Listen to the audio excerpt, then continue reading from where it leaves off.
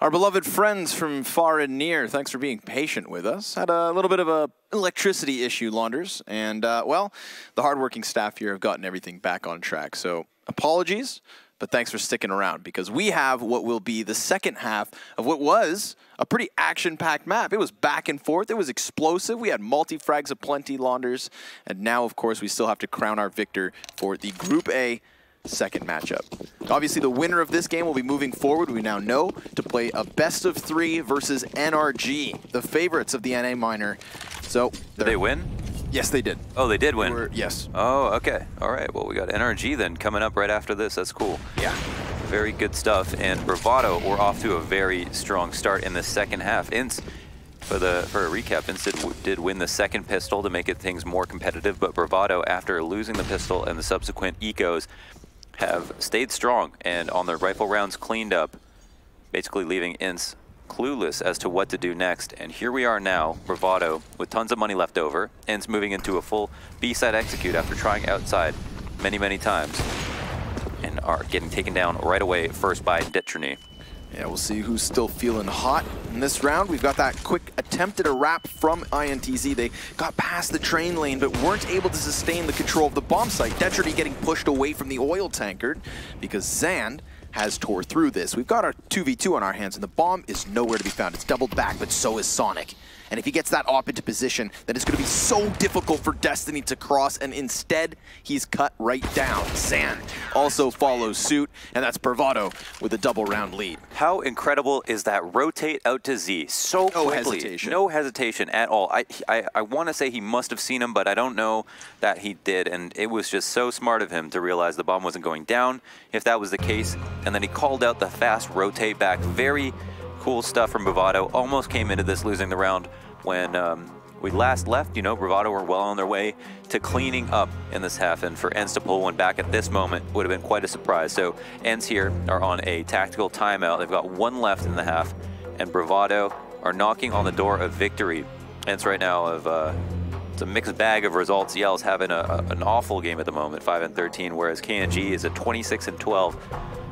And he's gotten a number of eco kills, yes, but he's also gotten a number of op kills, rifle kills. He has basically had impact on every round that ENTZ have won, I want to say. Yeah, and that's been a fair pivotal. assessment. And been really absolutely pivotal. Back of that A site, once he was on the CT side, just, you know, locking it down, not letting anybody across, constantly skewering attempts. But since the T side started, I do feel like the kills have been there, but maybe not as impactful. We've seen him in the back line of INTZ.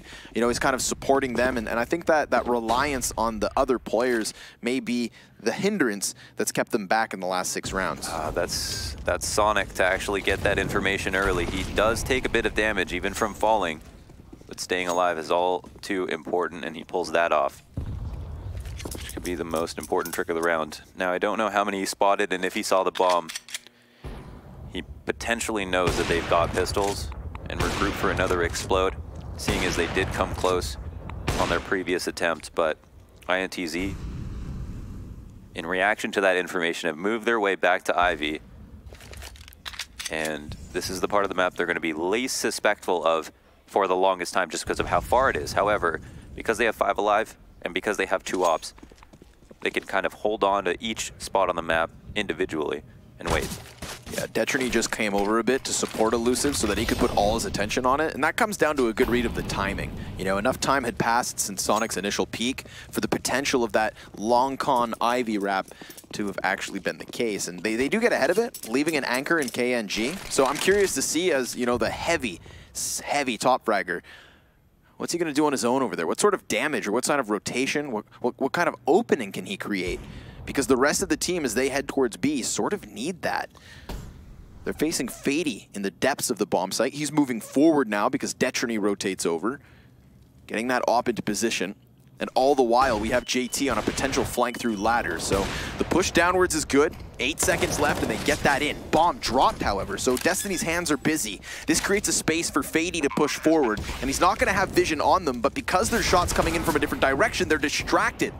But so are the rest of this team. KNG has the back line, and they're all just too aware. Had INTZ been able to hold them off, create a gunfight on the bomb site, then I think KNG's flank could have been massive, even though he only had a pistol. We saw a lot of things that round, and it was primarily due to ENTZ giving information and then taking it away, and then taking their time rocking the cradle back and forth. I think that we're very fortunate that Bravado didn't push off of the thought that they might have gone back, but either way, because they have had so many scoped weapons, I mean, not just ops, they just don't have to move very much, and that has made it kind of a relief for them, I feel like, on the CT side. Has been instrumental to their comeback in this game. I've got a tricky boost over top of the bomb site train, and Detrony. Easy shot for him. KNG completely gone. Not even any information to share. Destiny does dodge a flash and T connector and trades back, so it's 4-4, even though he's low. What a sick setup to counterpick that Opper. Obviously looking to go one better with the push towards T-Con, but it costs them. Destiny's tagged substantially. Sonic will get his op shot off as well. So these double sniper setups have paid dividend on the CT side, and that goes for both of the teams. And you want to talk about impactful oppers? Well, Sonic has also, on every single rifle round, been pivotal. Whether it was the rotate that we saw after we came back from the break, or just all of the T side, he was getting kills in places where his teams could not open up the round. Absolutely fantastic. If Bravado do move on to the next best of 3, then there is a good chance that Sonic will be the one to save them versus a team that is going to be even more threatening than INTZ is. This is 2 rounds now back-to-back where we've had an AWP utilized as the opening frag. You know, this time obviously boosted on the A bomb site, but throw back to the round prior and you had Sonic aggressively up in the B halls. So Bravado have a game plan for that off. It's not a responsive stance, but rather a proactive play. And clearly paying off now. Looking to secure overtime at the very least, 4 map and match points for INTZ to work off of, unless they can crack into this 2 versus 4. I mean, they have snipers of their own. They could very well do it, but there's just no time, unfortunately. So they've given up, and they will sit back, relax, and look to grandfather them forward. Destiny down, however, and oh, if Yell died after time, that'd be atrocious. Yeah, he at least hides for himself, but Destiny, he died after time. That's only $500 for him. Oh, did he die after? He did, yes. Oh, man. It was right on the 0. The perfect time push. That's a slap across the face. That's really rough. Can't even get half armor on this round, so, I mean, I don't know. Maybe get the smoke and a flash, maybe have someone upgrade your pistol. You have a pistol, so you can do that. Yell could drop him a P250. INTZ will call their last timeout because of that last-minute information about their economy, but it's looking grim. And Bravado are looking very strong. Every single round that INTZ have defaulted, Bravado have managed to pull them apart. And it's easy to point to one player as a saving grace. Overall, had fantastic halves. They've traded pistols, and there's good things to say about both teams. But here on the CT side, there's a clear favorite. 4 rounds now for INTZ to come back just to bring it to overtime. And if they don't, we'll move on to map 2. Again, this is the first game so far. It's our Group A opening match. We'd be moving over to Group B's opening match here on Stream 1. That would be Furia versus E United. Lots of good CS for you folks here tonight. But this one may be over. It all comes down to a potential last round for Bravado. Elusive looks curious. But he's got the support of Detrony, so they're just going to welcome the terrorists in, who do play off of the pop flash. They've got an opening now. So many targets and well spaced that the spray doesn't quite connect. Elusive does get a double headshot, but it is INTZ to come out with that man advantage. Fady trying to move around the A site. He's kind of countered by the Molotov, but still catches KNG up and above. That verticality comes back to bite him. His corpse sent packing, and the rest of his team now patient, anticipating the peak. Cello gets JT, and Fady does the exact same. However, they're going to look to leave. And on their attempt to exit, they get a gun duel that they'll both happily take. That's 3 rounds now for INTZ to need. And if you're just joining us, that's really the first time that INTZ have worked outside that quickly and had the kills fall into place. So big for them to have this new round work well, and now this is something that will help them not only stabilize their economy a little bit, but maybe give them more ideas as to what they can try to pull off. We don't know if INTZ will try an outside play again, but it's certainly one of the only things that we've seen go well. Yeah, it's the first round they've won since the 3-0 that they started with using pistol momentum. I mean, that was 8 rounds in a row from Bravado. And now Sonic again has that opening pick. Yeah, he has been giving line of sight at Ivy to open up the round for his team so many times. Sometimes KNG flying into his crosshair. Sometimes it's a late round pick where he's still aware of the threat. And Elusive has a player directly under him in Destiny who has not looked up yet. I'm surprised the Shadow hasn't given him away.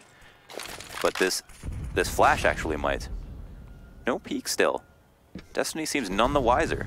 He definitely just heard that metallic footstep, so he knows somebody's up and above. The question is, where's he got off to, and what's he gonna do about it?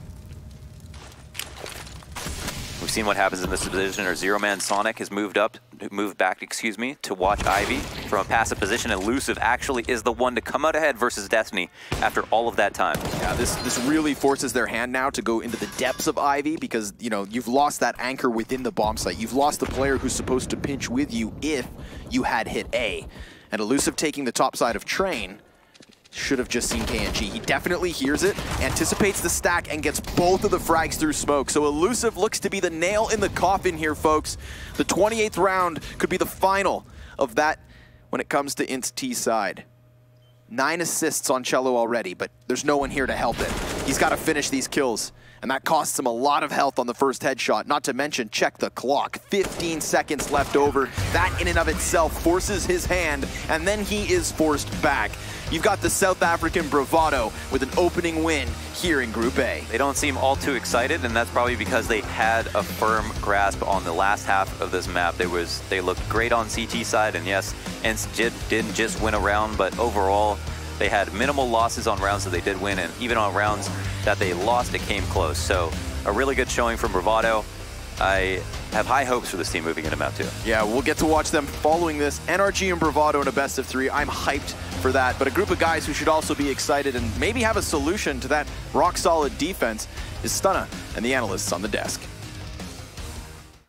I would say that's absolutely right, but I can't guarantee much of anything these days, other than the fact that we buy power, and our power works. Now, as we continue to move down this line, guys, that would have probably been all the avocado power in the world right behind Bravado. Thoughts?